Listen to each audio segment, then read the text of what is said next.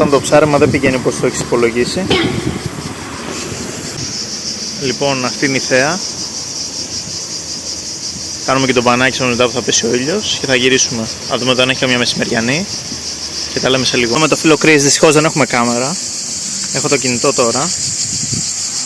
Εντάξει παιδιά, ήταν απίστευτο. Είχαμε ρίξει με καραβιτάκι, μολυβοκεφαλή για καμιά τσπούρα για να σπάρω και καμιά ούγια, να έκανα τέτοιο. Και την ώρα που ρίχνω, βλέπω και σκάνε τα κοκάλια. Βλέπω το ψηλό σπάει και μετά τη μολυβοκεφαλή μέσα και επειδή είναι καινούργια γυάλιζε, αυτή της Major, φάγανε σε σκέτη μολυβοκεφαλή. Απίστευτο πράγμα. Εδώ δείτε πόσο μεγάλη είναι. Τεράστια.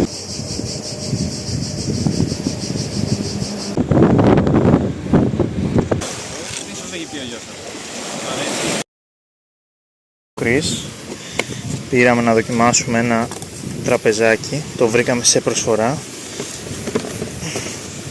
και τώρα το κάνουμε unboxing. Κρατάμε λίγο κόντρα και βγήκε. Αυτό είναι το τραπεζό, σχεδόν το στήσαμε παιδιά, τα 4 σκαμπό. Παιδιά έτοιμο, 4 σκαμπό και αυτή η καρεκλίτσα πολύ ωραία.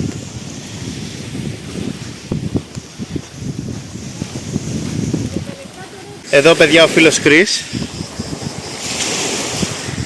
Αρχίσαμε και τα χταπόδια. Άντε, μια περιοχή που την είχαν σκίσει παλιά, τουλάχιστον να σε ελπίσουμε, είδατε, πάει μόνο του στη θάλασσα.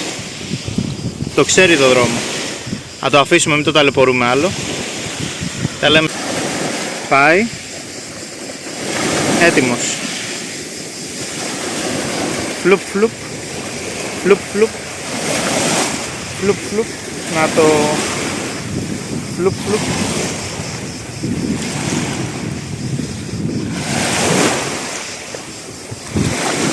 Κάτσε να το βοηθήσουμε λίγο.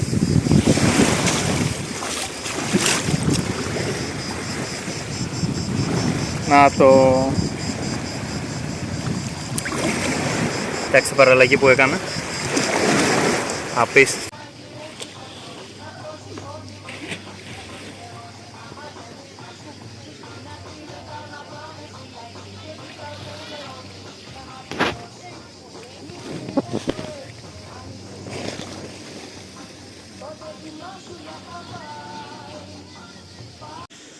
Έτσι τελειώνει η βραδιά, μάγκες μου. Ένα όμορφο βράδυ. Καλή συνέχεια σε όλους. Να είστε καλά.